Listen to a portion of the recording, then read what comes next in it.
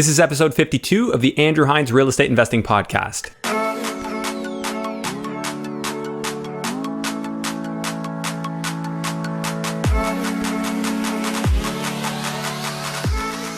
Welcome to episode 52 of the Andrew Hines Real Estate Investing Podcast. Today I have Ankur Puri on the show, and Ankur is a very fantastic flipper. He's a guy that finds a way to make more money flipping than most people I hear about flipping properties. His target profit per deal is $100,000. He's flipped 18 properties over the last 3 years, and he's made $1.2 million doing so. So he obviously knows what he's doing.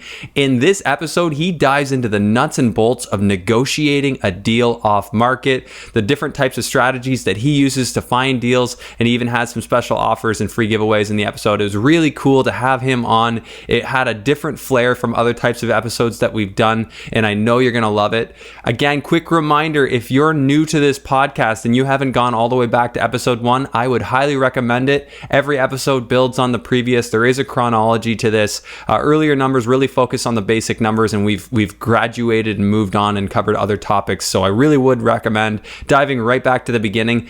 This podcast only started in 2019 in February, so all the information is current. Please enjoy it. That's what it's there for. As always, I want to remind you that the Greater Hamilton REI meetup is happening monthly, and our next event is happening on February 27th. It's very rare to find a room filled with so many accomplished investors and so many aspiring investors. Usually these types of events cost $30, $50, $100. Our event is completely free. I would really love it if you would join us. If you are not already in our Facebook group, please feel free to click the link in the show notes of this episode and join up, and I'll look forward to meeting you there.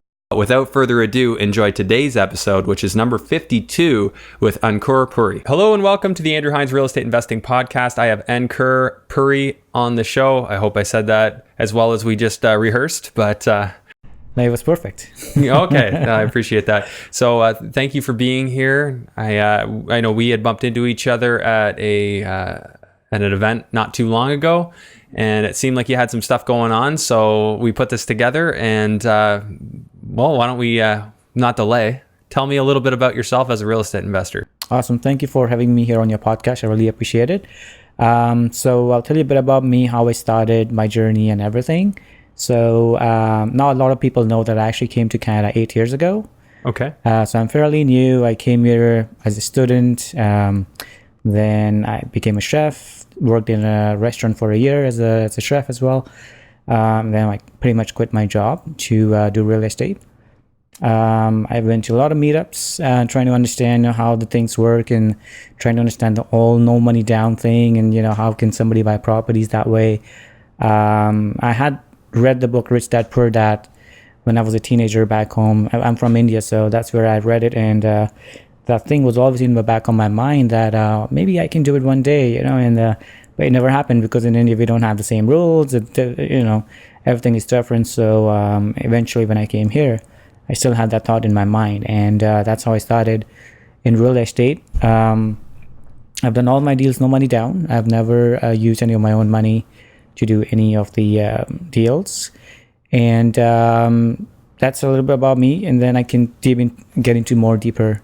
Yeah, well, why don't we just go back? So you came to Canada 8 years ago? Yes. So I guess that puts us in 2011? 2010, yeah. 2010? End of 2010, yeah. Okay, so you came here in 2010, so I guess you're coming up on the 9-year mark. Mm-hmm. And at that time, you had already thought about investing in real estate, but in India, that wasn't an option?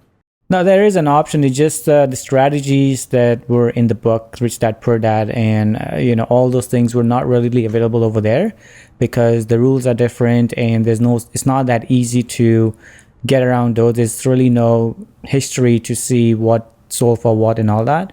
So it's all about somebody said it's worth $1 million, it's worth $1 million. That doesn't make sense. Mm-hmm. So, and I wanted something to have a little bit more structure where I can understand the systems a little bit better and see how I can also benefit in the same area. So that's why I never bothered to do it over there. So it seemed like it would be a little bit easier to execute over here because that is right. Yeah, there's more information. There's more information readily available, and it's less corruption, let's say. So yeah, I mean, I'm sure there's still some great opportunities over there, but it would take so much more work. That's true. We take for granted how much information we have at our fingertips here, and in Canada it's becoming more now. Yeah. Like now there was the the rule was passed that realtor information is basically public. So Yes. it's just a matter of time before more organizations pop up and start offering all the information that you can find on the actual private real estate networks, like the TREB board and the other boards. They have to share that information now. So we're in a pretty good position. The Americans definitely have way more information than even we do. But it's definitely a step in the right direction. But with more information comes more competition. Yes, that's true. So it's a bit of a double-edged sword. Yeah, you're in the game, but you're also competing with other people who can figure that out. So I think that there is a certain creativity needed. Can you tell me a little bit about the number of doors you're at right now and how you managed to structure the deals that you did? Yeah, so I'm mostly into fix and flips. That's what I do. Rather than buy and hold. I do have few of them. I bought a fourplex for $8,000. So that's what I still have. Yes, $8,000. $8,008. That's the price I paid for it. You paid $8,008 for a fourplex. Yes. Okay. Please explain. All right. So now I'm not sure, a lot of people, they do buy properties, privately and all those things. There's also a way to buy properties on tax sales. I'm not sure if ever somebody bought it, but I am also pretty active in tax sales too, which is basically you buy the properties for the tax owing from the city. So this isn't just an American thing. This is actually a Canadian thing. It's Canadian. Yeah. So it's here in Ontario. Yes. For taxes owing, you can buy a property. That's right. Well, I know today's topic. Today's topic is tax sales and other things. But so let's dig in. So just before we dig into that, so you're more just flipping properties. You're not keeping them. No, I don't really, unless if it's an apartment building, which I'm always looking for. Yeah. I don't like to do 1 bedroom, 2 bed, like 1 unit, 2 units. For me, it's high risk. It doesn't make sense to make a cash flow of $200-$300.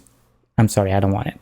Okay, so you're flipping properties. How many properties are you flipping? What areas are you flipping? I do it all over Ontario. In my first 3 years that I started flipping properties, I did over I think around 18 properties, and 18, and I netted 18 in 3 years. Okay. Yeah, and I netted over $1.2 million on that. Oh wow, 1.2 million in flips. That's not nothing. Good work. Thanks. And do you do that in a corporation, or is that? It's all corporation, yeah. So you have it in your corporation, you're buying them. And what type of properties are you targeting? Wherever there's money, it doesn't matter where the property is. Like my very first flip that I did, believe it or not, it was actually in Sudbury, like 4 hours from where I am in Toronto. And we were still able to net around $75,000 on that. So, and that was like in a small city, not even Sudbury, it's like a subdivision called as Capriel. Not many people know. It's like 8,000 to 10,000 people over there. So I flipped my first property there, and we were able to net around 75. And then I've done in London, I've done in Hamilton, Toronto, Mississauga, Cornwall, Sudbury, like pretty much everywhere. Okay, yeah, not that different from my last guest in terms of locations. Can you just walk me through the mindset of being comfortable being in so many locations? Like you can't keep an eye on something in Sudbury if you're living in Toronto. That's where you live, right? That's right. Yeah. Okay. So how do you keep an eye on something in Sudbury? So the whole idea here is to actually have the right connections. That's number one. Because, you can have a contractor who is doing your property next door where you live, and he can screw you over because he's just not the right person. So what happens is when I'm doing properties all over, obviously I can't have my, Toronto guy go to Hamilton or Hamilton guy go to Sudbury. So whenever I go to a new location, I just create my new team over there. And then the way it works is I give them what they're looking for, but of course it's in the budget and everything, but then I'm morely on the friendly basis rather than just business. Because for them, it's a long-term relationship, so it's for me. So what happens is when they do a deal, they know there's another one coming their way. And even if I don't have a deal, then I would just, recommend them to my friends or other investors, and they get a lot more jobs. So how do you're going to a new city. What's your first step? Well, the first thing is, of course, I look at the property, if it's really worth it for me to drive that far and everything. Now, like just on realtor.ca? Yeah, that's the thing. I don't really buy it on MLS. It's all private deals. I have my own system going on where I get all the private deals. I don't really I've never bought anything on MLS, just one property so far. You're just opening yourself up for more questions here, right? Like, I can't let you say that. We just keep digging deeper. So what's the system? Right. So, well, technically now I have a lot of marketing going on. I have my own website as well. A lot of people come in, fill up the forms and all those things. And then I also have a lot of realtors who send me deals which are exclusives, or they're also bird dogs. A lot of ways that you can get properties and stuff like that. So I've done, like I also do mentoring and speaking and everything. And I actually have 26 ways of finding properties which are off market. So I kind of help my mentees to also dig into that and see how it can benefit them to find properties. So would you, like in your strategies, are you doing Facebook advertising, Google advertising? Well, see, that's flyers, the funny part. Signs? I've never spent a dime on marketing, so. Never a dime. So you're just more making calls? No, they call me. I don't really even make them calls. Who's planting the seed? I do ads, but they don't have to be paid. Okay, so what's it like a Kijiji ad? Kijiji, Craigslist, yeah, here and there, What kind of like you're like I buy houses ads? Yeah, I just buy houses, and then if you're in some situation, give me a call, that kind of stuff. I've done some bandit signs too, but I'm very particular with those because technically you cannot do it legally. So you do it in a way that you're not getting caught, kind of stuff. Yeah, you gotta be very crafty about those, because if you get a call saying, if they do figure out who you are and you've been leaving them up, there could be a hefty fine waiting for you. That's right. That's right. Because only the politicians or the realtor who can post signs. Apart from that, no one's allowed to. Even somebody who does stucco work or drive or whatever, nobody's allowed to put signs technically, but it's only till the time you're caught, right? So I try to do stuff which is legal. I don't want to get into mess. Okay. So give me some examples, legal strategies to generate off-market leads. Well, I also have I'm actually on the list of a lot of people too, like a lot of wholesalers and this and that. I also get leads from people that have already bought the property, so they know how it is, how the process was, and then they eventually get me their friends and family, and then you pay them like a referral fee, $500, $800, something like that. Yeah. So if I were to summarize the finding off-market deals and really finding flips that work, if you don't want to be buying a job, forget who. Oh yeah, Corey McKinnon was on the show. He talked about buying a job. If you buy a flip property at market value, you're buying a job. So you're going to go in and you're going to have to renovate and scrape to try and make money and make profit there. So you really do need to make it on the buy. You need to make money on the buy. Yes, I only make money on the buy now. My mindset is, doesn't matter where the property is. I need to make a minimum of $100,000 net. If I can't get that, then it's a waste of time for me. I would not do that deal. Okay, so walk me through the logic of a deal, what you were looking for, type of property, what you're okay with doing, what you're not okay with doing. Well, normally I don't like to go into too much of structural work. Unless there's a big benefit out of it. If I can make $150,000, $200,000, I'll do structural, no problem. So you're saying like if you need to flush mount a beam or you need to take out a load bearing wall, you don't want to get into that? Those things are minor. So when you say structural, you don't want to repair a foundation that has a jagged crack running across it. Well, yeah, I mean, unless, for example, I don't want to do additions. I don't want to do something that will cost me a lot. Because what happens is when you do additions and stuff like that, you are looking at another $70,000 to $100,000 of expense to do that. Depends on how big the addition is, right? I mean, nowadays, like I see costs like me doing things efficiently. I think I'm probably around $140, $150 a square foot. Yeah. To build an addition, if you're factoring kitchen, bathrooms, all that stuff, it gets very expensive over renovating something. Correct. It can be different if you've got your own employee. Like I used to have my own employee that could frame stuff for me at $30 an hour. Well, then I was banking some money in equity anyway. But it's different scenario. Exactly. For me, the thing, if I do that, I can do it, no big deal. But then my number changes. Instead of making 100, now I need to make at least 200, otherwise it's a waste of time. So that's how I look at it. If I do an addition, if I do something different, which is out of my comfort zone, I gotta double my income. Otherwise, why am I doing the same job, like a lot more job and making still the 100K? That's how it is. So I would rather do cosmetic. I would rather do little things here and there. Like inside, I do everything from flooring to painting to baseboards, you name it, everything, new kitchen, washrooms, and all those things. Right. So you like the shell. You want the shell to be there. Yeah. You're not going to underpin a foundation. I can, if it makes sense. No. Okay, yeah. So those are expensive jobs to do. I've never done an underpin either. Exactly. Yeah. I've had to do minor structural work. I've built additions, and I've done just about everything as far as rentals goes, but I haven't done underpinning. Yes. Well, the thing is, like my whole business is based on strategies. So I'm able to make a lot more money on the same deal rather than trying to make money on 3 different deals. Like I can give you some numbers on one of the deals that I did in Ingersoll. Interesting market. Okay. Yeah, Yes, very interesting. So this one, believe it or not, she had 2 mortgages. The total amount that she owed on the property was around 135 or something like that. Right? And I bought that property for 111 clear She title. bought it for less than she owed? Exactly. How did she discharge the mortgages then? Well, I helped her to discharge the second mortgage without any penalties. So. Okay. But, so you helped her negotiate what was owing down? Well, in a way, yes. Technically, so we proved it to the second lender that this property is not worth it. Even when he tries to go after her, she's not going to get anything. It's better to write off right now. So it made a settlement of $0. So she didn't pay a dime. So she totally ended up screwing over the second mortgage lender and they got nothing? Pretty much. Ooh, that's rough. Okay, interesting. But anyways, you got a deal. Yeah, so I got it for 111, right? Yeah. Now the thing is, in this part, there were actually 3 categories because it was her and her mother on the title. Mm-hmm. And the mom or the daughter, one of them, they had also a credit card debt of $20,000. So what happens is when you're buying a property, they have to clear all those debts because it's an execution against her. So that also has to be cleared before you can get a clear title. So now the second mortgage, I was able to take care, no problem. But the credit card is never going to write off the debt. So I ended up giving her a second mortgage. You were just trying to help her. Yes.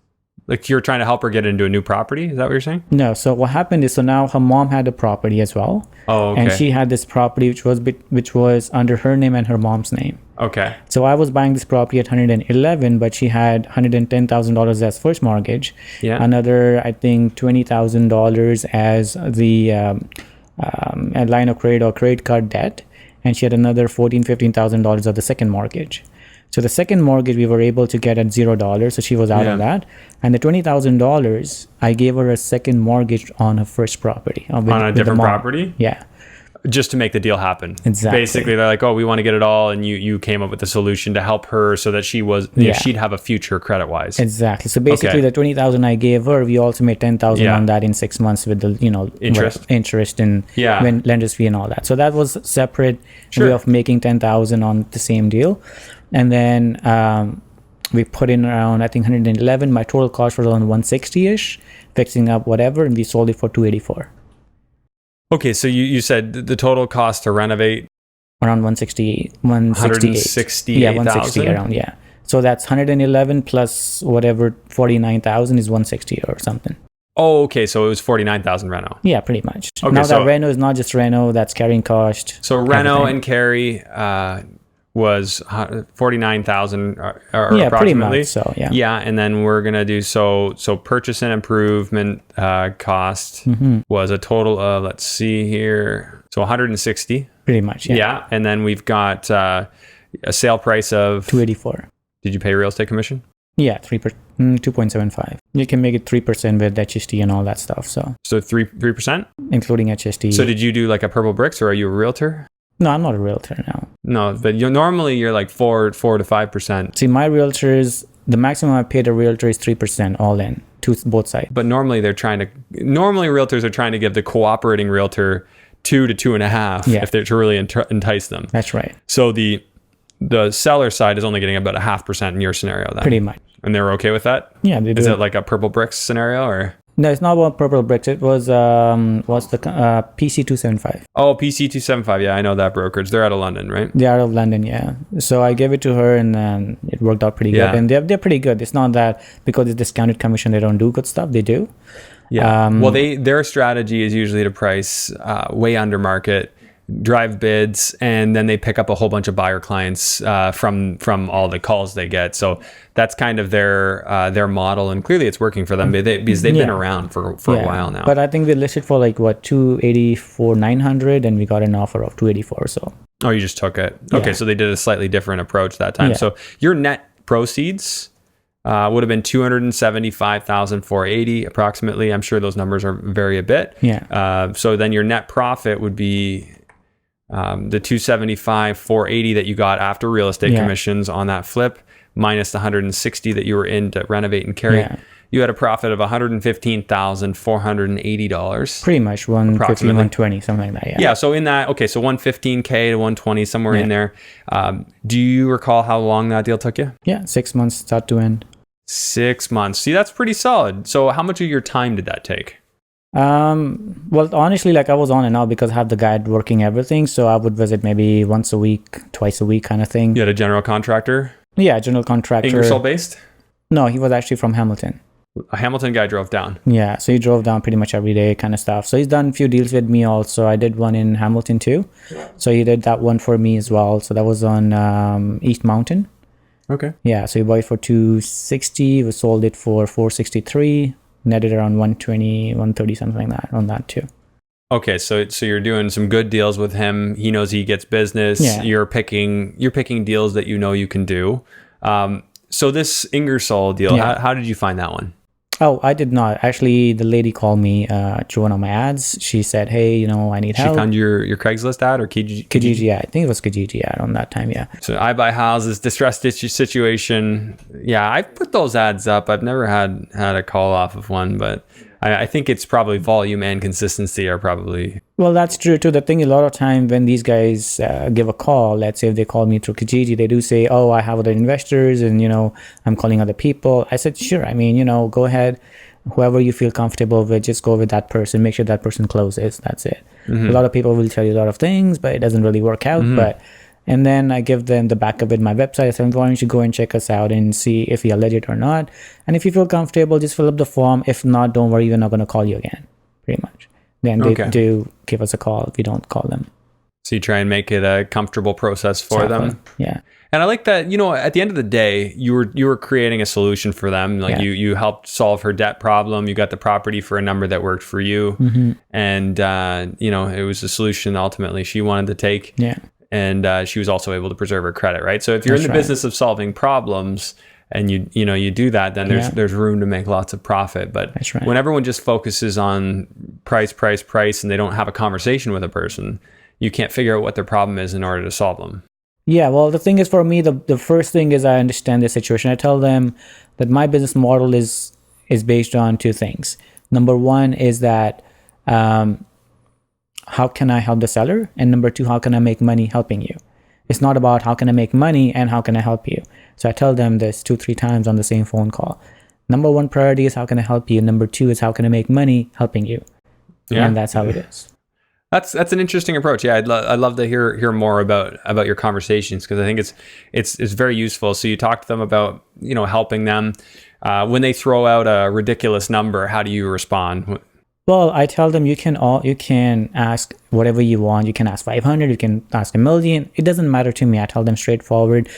I tell them we just go by the facts. We just look at what's sold in the area and what it can go for, what kind of renovation it needs. And then I just tell them this is how we work. I literally let them know what we do because there's nothing to hide. I'll let them know if the property is going to go for $100K after fixing it up. It needs, let's say, $20,000 worth of renovation. We are at 80, commissions and everything, another 10, we are at 70. I can give you 50 so I can make 10. That's it. That's how we work at. That's how we look at it. There's a way to do that and still be forthcoming about things and say, hey, any normal contractor approaches this job, this is what they're going to spend, right? And that's a very accurate statement. Pretty much. And so there's a way to phrase that. Like for me going in, I try and keep it like I could easily see spending this much, and I have to build in like I know what I would pay, but then I've got to add 25% if I'm using a general contractor. Exactly. And then I tell them pretty much break down. Say if I have to do the flooring, I ask them how much is a square foot. It's like, oh, 1,500. Okay, so what you want to do is you're going to take 1,500, multiply that by 5. That's going to be a flooring cost. So that's this much. Now how much? So it's 1,500. So your painting is going to be this much. Your roof you haven't done. So I just walk them through some of the costs. Like I tell them quickly whip it out. Yeah. And the thing is when you tell them all these things, they know that on the top of their head that they're speaking to somebody legit because they do it every day, so they know the cost. So it's a way of establishing your credibility in the negotiation too. Yeah, and then I let them know this is what it is. Now you tell me, and then after, so this is what it is. They tell me, okay, I need 250,000. I'm like, okay, great. So, well, I'm talking to them, also doing some research at the same time on Google, MLS, or whatever, try to understand how much the properties go for in their area. And I'm like, and most of the time they're like, oh, I had 2-3 realtors walk in, and they told me I should get between 245 to 265, so I'm okay to get 250. I said, that's great. So why don't you go ahead and list it with them? Oh no, I need a quick close and all. I said, okay, that's great. Now I tell them, this is what you want to tell your realtor, right? And I tell them, when they tell you you can get 245, 255, whatever it may be, you tell them, why don't you go ahead and list it? And if it does not sell, will you buy for that price? If they say no, they are just bullshitting you. Yeah. So don't go by that number. Unless it's been from somebody who's a professional and you have a report which says, okay, it is this value, this is the worth of this property, then I will say yes. But I tell them we just go by the facts. We just look at what's going on, how much work it needs, and we do a calculation. We tell you this is what it is. Okay, so I actually just had a scenario where a realtor told a guy he probably kiboshed my deal, and I'd love to have something in my back pocket to diffuse that. Because the truth of the matter is his realtor gave him a number of a comp. So this was just north of Barton Street in Hamilton. Very rough area. North of Barton is not as good as south of Barton. And his house was legitimately 450 square foot on the main floor, like maybe half of that upstairs, 200 square feet upstairs with like compromised headroom. And basically he's like, oh, well, my realtor says that I can get, I can get at least over 200. She gave me a couple comps around 230. And I'm like, well, first off, those aren't comparable. And this house is tiny. And I basically just went through like this house, like I stunk when I left it. It was stained with cigarette smoke. It had never been updated. Yes. And it really was a scenario where, he said all the right things on the phone. He's like, yeah, I can't do renovations. I just want to be done with it. He had no mortgage, paid off, just really wanted to get out. And it seemed like everything was in the right place. He seemed motivated. But then at the end of the conversation, I'm like, how can I add value to you? Like I could bring you a bin, like close flexibly. He wanted a sale where I would basically give him a flexible closing date. I would agree that I'd buy it, but give him time to find something else. And that way he could go and secure something. So I said, yes, I can do that. I'm like, got one. I was so confident. I went in there, I had the form already written out. I'm like, I'm going to sell this or buy this. And at the end of the conversation, he's like, well, basically the best value for me is the highest possible price. That's where that ended. And I'm like, after everything we talked about, how you said you wanted all this flexibility, and it came down to, I think, the realtor had put that number in their head. Yes. See, also the other thing is now I do a lot of deals, but you'll be surprised. I don't even visit any property until I have it under contract because I don't want to waste my time. Because if it was in your scenario, now you went to the property, you looked at it and everything, eventually you thought you're going to get the contract and you'll be happy. You spend maybe 2 hours to do that. I would not do that. I just don't. I just talk to them over the phone. I tell them what I need. They send me the information. I send them a contract. They sign it. I say, I'll come and have a look. That's how I work. So you actually don't go to see the property before you have an offer on it. Now, I've done that with listed properties because then you're competing against multiple other people. I don't always feel like that's an option. That's pretty incredible. I also feel like negotiating in person it's a little easier to build rapport, but I'm guessing you're able to build rapport on the phone. I pretty much, the first phone call is all it is for me. If I'm able to build a rapport in first phone call, they're pretty much my friends after that. So we just text message, we say, hey, haha, who, all that kind of stuff goes on. So what's happening? How's your job coming along? When do you want to close? Oh yeah, because I'm pretty flexible with them. I'll let them know what I need from them. I let them know what they're going to get at the end of the day. I explained my whole contract, what they're getting, everything. So, and I also let them know now, since it's a private deal, you can go to any lawyer that you want. You can show my contract, make sure you're comfortable. You just basically go that way. Yeah. But you're getting the contract signed before, so they're not going to the lawyer before they sign it, are they? Or you're still texting? Some of them do? Yeah, if they want to, I let them know this is what it is. I explain them what the contract is all about, and I let them know if you want, you can get your independent legal advice before you sign it because it's a private deal. But again, it's your wish. If you want to do it, if you don't want to do it, I cannot comment. Don't do it, right? Yeah. Eventually, but they don't because after building the repo, they know that it's just a piece of paper. They're going to get the money. Now the other thing is, how much deposit do you normally pay on any property that you're looking to buy? I try to minimize it. I know I never pay more than $2. $2 deposit. That's it. I love that. I've done a little trick where if I'm doing a private offer, I've done that one time before, where I put the deposit sits in trust with my lawyer, not theirs. Well, that's power. Yeah, in my case, I give them $2 deposit, which technically I tell them, if you want, I can do an e-transfer for $2, or I can bring you coffee when I see you. Whatever you like, right? So they prefer coffee and donuts, and I'm like, of course, that's what I'm going to get you. So that's how my $2 works out. Do you write coffee and donuts on the contract there? No. They do sign a deposit slip saying that I gave them $2. Okay, so deposit received? Yes. Yeah. It has to be legal, right? And then when I go there, then I just bring them coffee or whatever they want. And then, it's just a good way of building rapport at the end of the day, because at that time, the $2 or $5,000, $10,000, all those things doesn't matter. Because what really matters, I tell them, see, the thing is, it doesn't matter I give you $2, $10,000 or $50,000. But the point is that if I have to close, and even if I give you $10,000, and if I don't remove the conditions, all that money comes back to me. So it doesn't make a difference. And I don't want to block my $10,000. Think about it. If I'm doing 10 deals in a month, and I start giving $10,000 to everybody, that's $100,000. I can buy a property in $100,000. So I would rather give you $2. And that way I know that I'm buying. If I'm buying, then the documents go to your lawyer. He gets all the money in trust, and that's pretty much it. And we close the deal. And they're pretty okay with that. So you're tying properties up conditionally. You're not doing firm offers? No. So how long until you firm up? Like, what's your typical... So it depends how long do they want to close. I tell them we close within 30 days or less. Depends if you want 60 days, we can do that. If you want 20 days, we can do that. So if they say 30 days, then my due diligence period is around 15 days. Okay, so you're closing in 30, due diligence for 15. So obviously your offer doesn't say no conditions.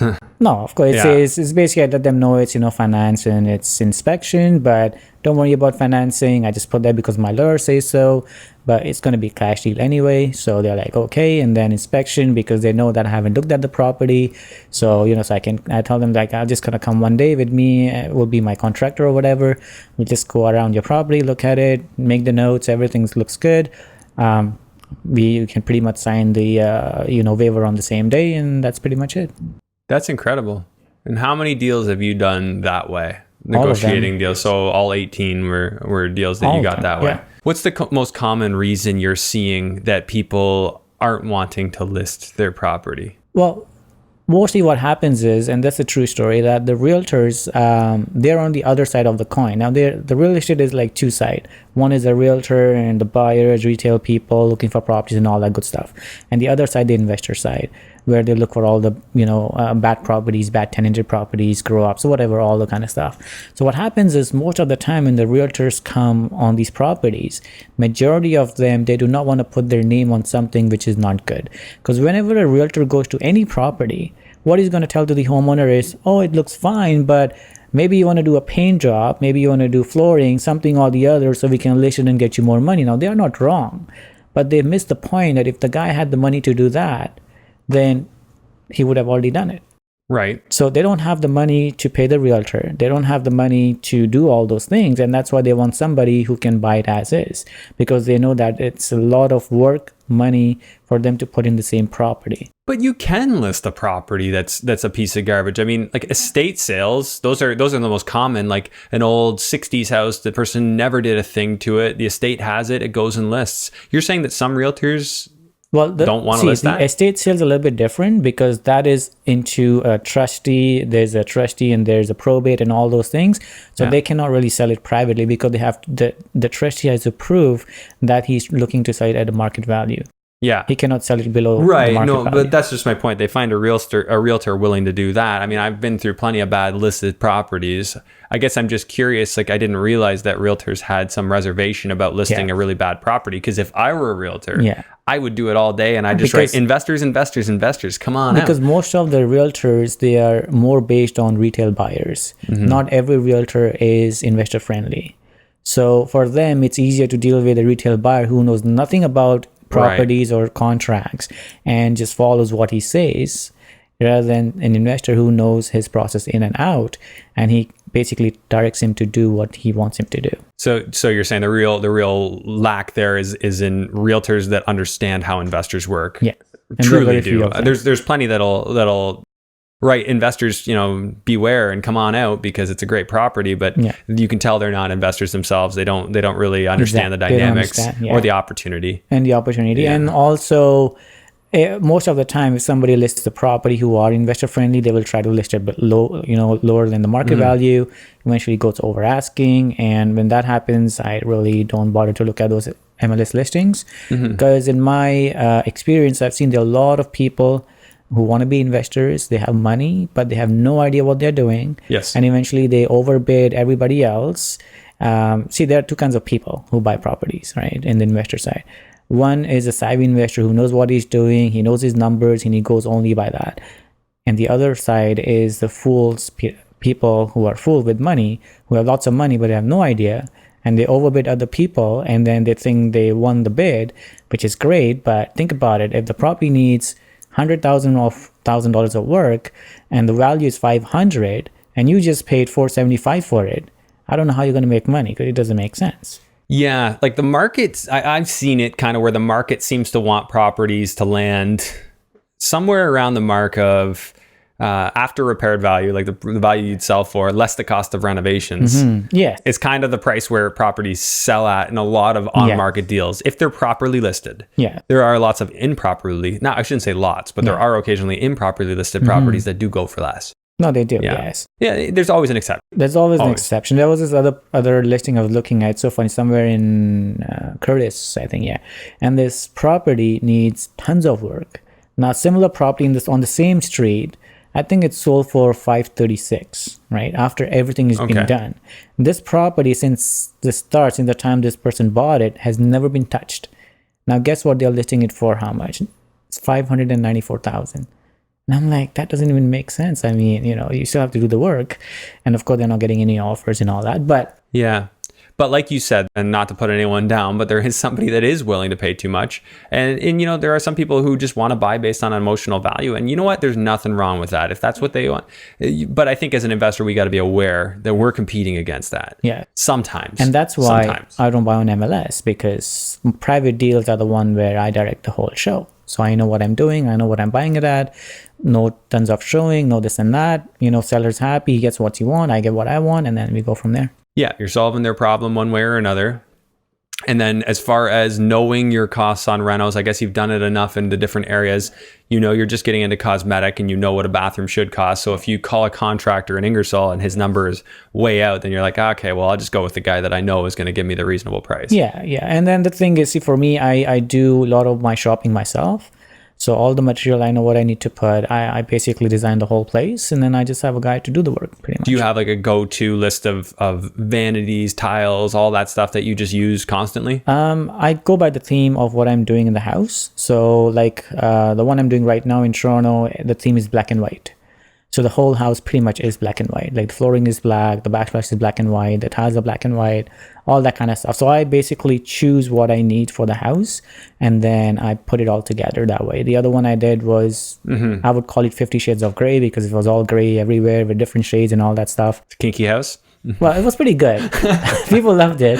We got over asking, so I was happy. Yeah. So that kind of stuff. So it all depends where I'm going, but I do have certain reservations for certain things that I use all the time.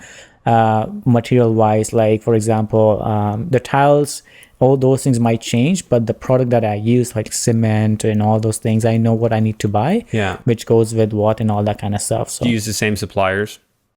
I have a lot of suppliers depending on what I need, so I go to that supplier. Yeah, I prefer, I don't like going into Home Depot. I don't. Yeah, no, I don't. I mean, I value my time a heck of a lot, and going into stores like that, and playing hide and go seek game with the Home Depot reps when you need them. So, it's a funny thing. They're see, sometimes you do get good deals on Home Depot and Lowe's, right? Sure. Yeah. Like really good deals. Lowe's, yeah. So that was kind of the one exception. I would make 2 trips to Lowe's on a project. Like there would be a trip to Lowe's for all the valves and then all the bathroom hardware. Yes. And then when I'm doing lighting, I would do a mix. So there was kind of like two trips per project. Right. So I might get lighting. Lowe's was never really that good for lighting, in my opinion, but their bathroom stuff was always on point, like really cheap and a really good selection. So you kind of just have some go-to systems, okay, at this point in the project, I'm going to make a trip. And hopefully if you got a couple going on, you buy for both of them at the same so time. It depends. Like, for example, I'll give you some costing. Let's say for a vanity, like a 30-inch vanity, right? You would spend a minimum of $250, $300 to get something like that. If it's a 30-inch vanity with a nice top and all that, right? Which I would say normally probably a little bit more if you want to go something above basic. But then it creeps up like crazy after that. Like you get crazy pricing. I get it for like $175.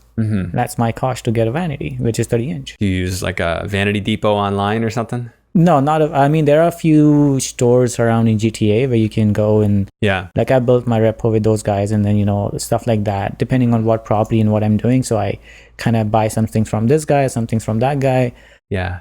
I try and limit that. It's probably made my reno costs go up. It definitely has. But I use a kitchen supplier. They build and install my cabinets, and they do all my vanities. And then I use the same quartz company every single time. They know me. We're first name basis. They come in, measure up my stuff, install it. It just makes my life easier. And you know what? Like, their pricing is reasonable. I kind of comped it to IKEA. I figured I was paying 25% more on the cabinets and install, but I'm like, think about all the headache of trying to deal with IKEA, design your kitchen, and like, again, trying to work with their people there, and that's just, to me, doesn't feel like a great use of my time. But it's great. I'm interested in the people you've found, if they're making your life easy. I mean, the thing is, at the end of the day, for me, everything's about costing too, right? Because let's say if I go with somebody who's going to come, measure and install, it's less headache. But like you said, it might be for me, it's more costlier, because the guy who does the kitchen for me, to do a kitchen, I pay him like $500 to $700 to install a kitchen. That's it. Right. Not like if the kitchen is $5,000, so he's going to charge me $4,000 to install. So are you buying like a Lowe's or a Home Depot kitchen? No, mostly I buy it from IKEA. So you buy the IKEA. The exact opposite of... so I did. I would buy IKEA. So if you got a good installer, that's a big part. Exactly. What I was finding with IKEA is it didn't matter what I ordered. It was always missing something. There was always something not there. And in London were my projects, and Burlington was the closest IKEA. It's like, that's like a 3-hour round trip if you need something. That's right. So it's different if you're doing it in this area and IKEA is not far. But you know what? It's awesome if you got a system. So who designs your kitchen? You design it? I myself, I designed the kitchen. I pretty much designed busy guy scheme, everything. So this is a full-time thing for you. You're a full-time flipper. I'm a full-time flipper. I also have mentees. Actually, one of my mentees, he just made $40-something thousand on a flip.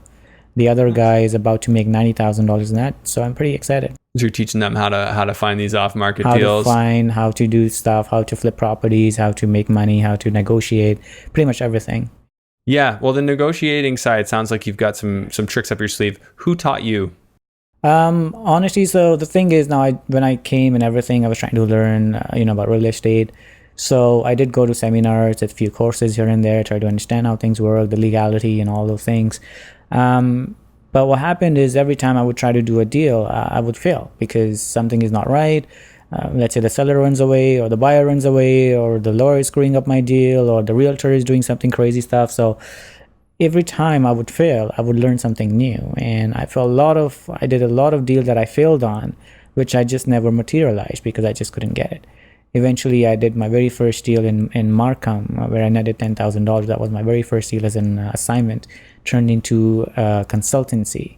So, and then I realized that I've spoken to a lot of city officials. What I would do is I would think in my mind that I'm flipping 123 Main Street. And just with that in my mind, I would start calling people saying, hey, I need to do this. City officials, this is what I need, all that kind of stuff. So I would imagine that I'm flipping, and I will learn that way, even though I don't have the property. So that I would, in India, we don't have Home Depot and Lowe's. And the way we do properties is different. We don't have drywall in India. It's all brick and mortar. It's all that kind of stuff, and cement. So I didn't even know what the drywall was technically, because I never used it. So I would literally go to Home Depot, Lowe's, go into each and every aisle and try to understand, what is this material used for? Stand there and stare at. It's funny, once I was looking at drywalls and I'm just standing and looking there, and then this guy comes in, you're like, hey, do you need some help, sir? And all that. I said, why do you have this drywall in 3 different colors? And he was looking at me like, you really don't know that? And I'm like, yeah, why do you have white and then you have like a green? Like, what is this all about? And then that's how I learned a lot of things, like this is for mold, this is for regular, all that kind of jazz. And then eventually I also, now negotiation is, I would say, it just, if there's anything that I'm buying, doesn't matter, for property, for myself, I'm always negotiating. It's just the way I am. So that's why I just incorporate what I know and how much it should cost, and then how I can help the other person to also make money, but not overpay for the same thing. So that's what goes behind every time I'm buying anything. Yeah, and I think that makes sense. So I'm assuming when you start the call, you let them know, just like you said, hey, like I'm here to help you, and also find a way that I can make money too. Yeah.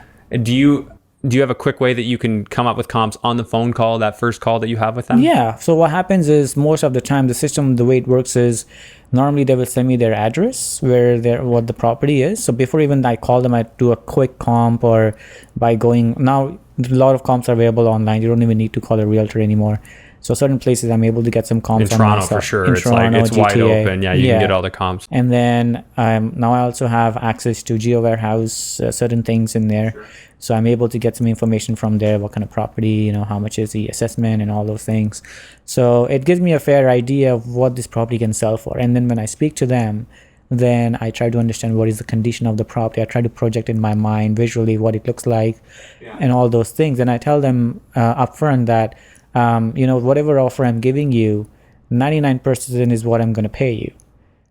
And the reason I would say that is because I tell them upfront that most of the sellers that I work with, that they work with me, they are so honest. I just love them. If there's something issue, they just tell me upfront, this is the issue in the house. And, it just works great. It just, and if you don't tell me, let's say your roof is 25 years old and you told me your roof is just 5 years old. So obviously I'm going to adjust the cost. We're going to have to do the roof, right? But most of the time they're truthful. So I'm pretty much accurate on what I want to pay. So first call comes in. Do you discuss price in the first call, or you don't make them an offer? They probably tell you what they're thinking. See, that's the winning thing about negotiation. You never say what you want to pay. You always ask what they want. Yeah. Right. So they give you a number, but then you probably have to hang up the phone, go do a little research, or they've sent you an email because they've come through your website. So if they give me a number, it depends what kind of number they give. I normally, when they give me a number, I just go silent. Just don't say anything. And then how long might that silence be? Maybe 10 seconds. And they're like, hello, you there? I'm like, yeah, no, I'm just trying to understand how do you come up with that number. Can you explain me why do you want that?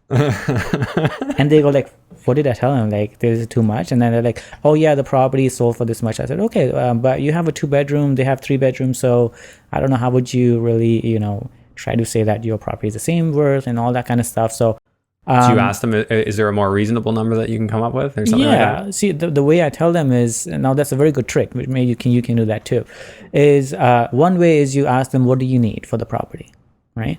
Let's say they will say, I need X amount. The other way is you ask them, I understand that you have a mortgage of $200,000, which we already discussed, so I know that, right?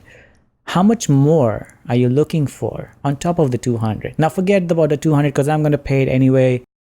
How much do you need more? 20,000, 30, 40. What's your number? What do you need? That's what you need in your pocket. Yeah.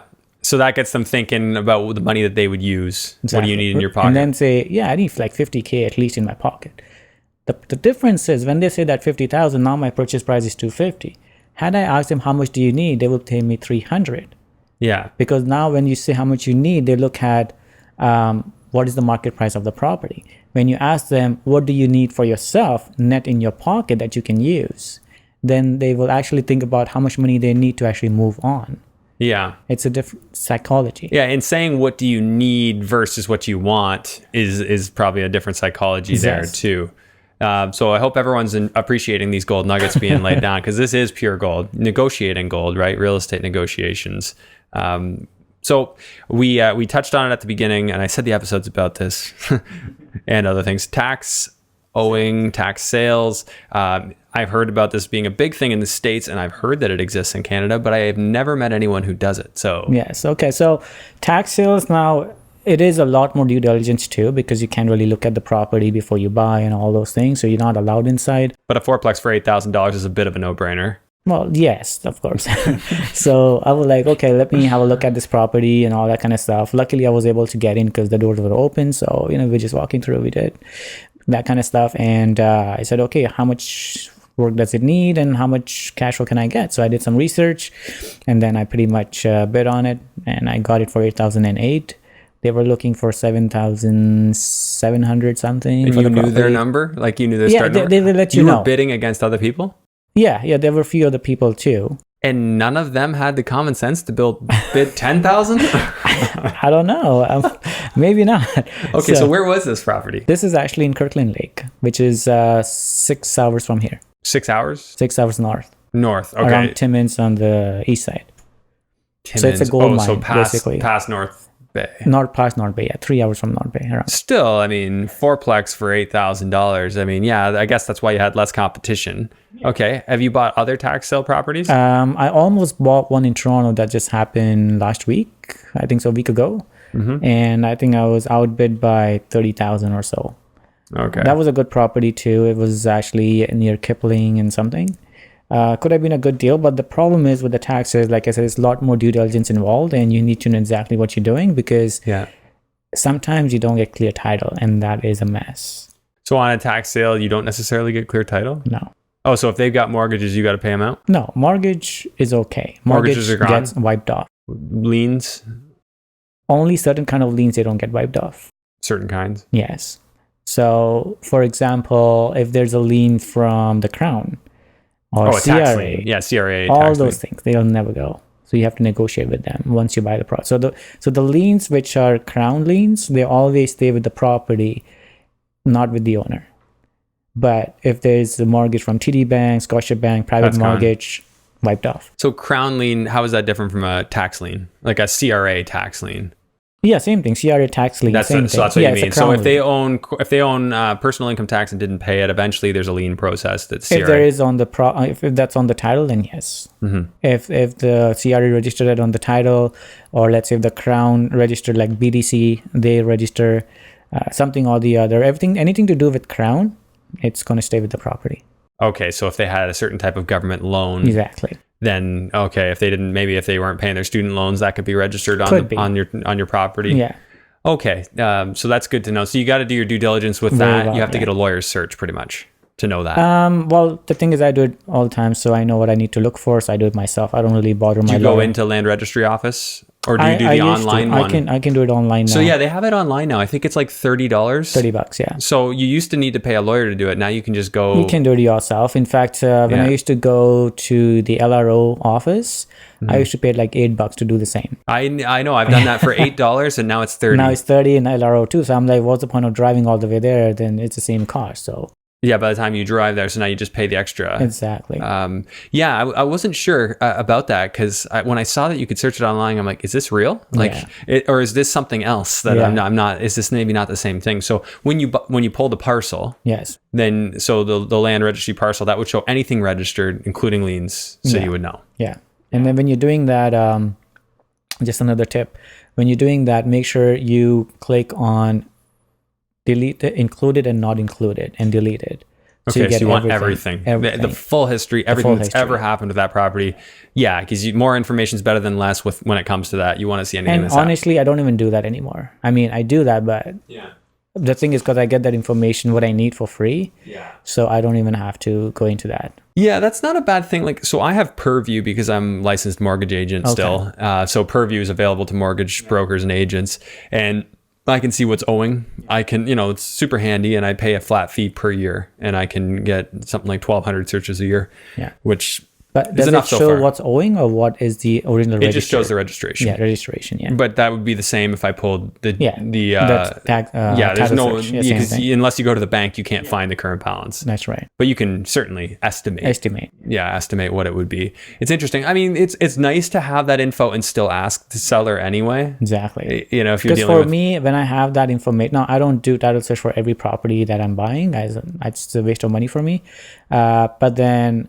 when I talk to them and I ask them what's the mortgage and everything, they're pretty open. And the reason is I don't ask them right up front. I have a good repo, and then they're able to tell me stuff that I want to know.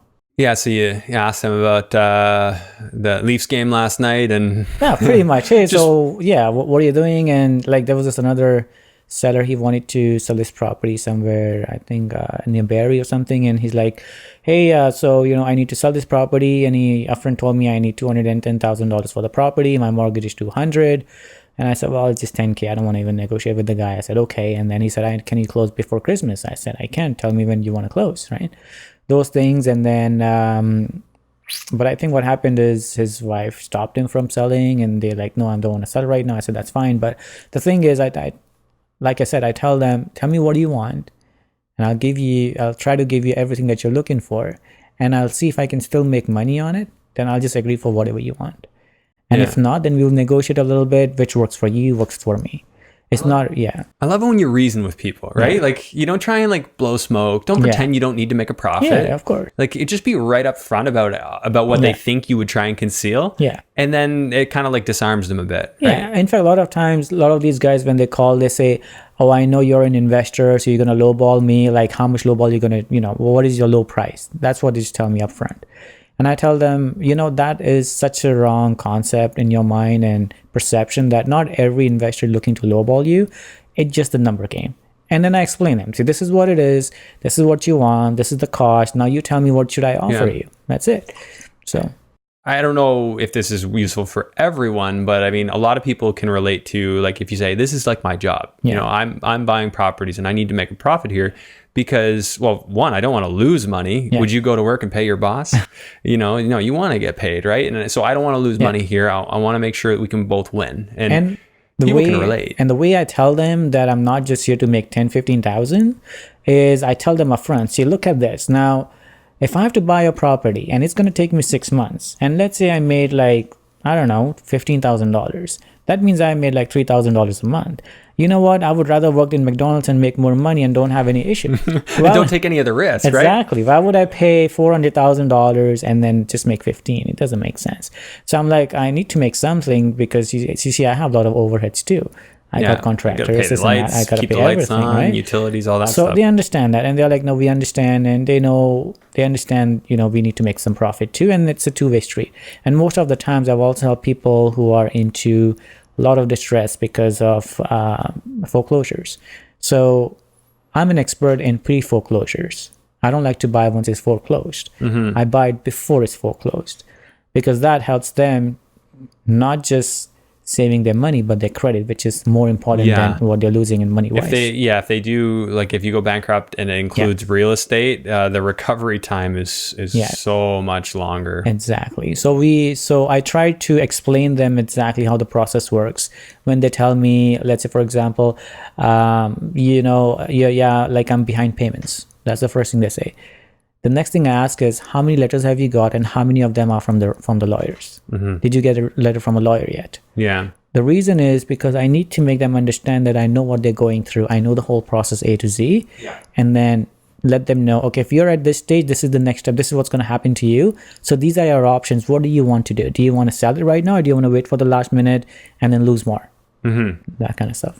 Yeah, so you've obviously built your credibility. They know you know the process. I can tell you're clearly knowledgeable, so I know that they would definitely pick up on the same. Right. Super interesting conversation today. Love the tactics. I love the ideas and that you've given to us. So if you had any advice to give to our listeners and viewers, what would you tell them if you had one piece of wisdom you wanted to give them? I would say that if you really want to get into real estate, you really need to understand how the things work. Don't just jump in something just because somebody else made the money. Try to reason yourself, do you really want to do this? Because it's a lot of work and a lot of stress at the end of the day. Any job or any business is.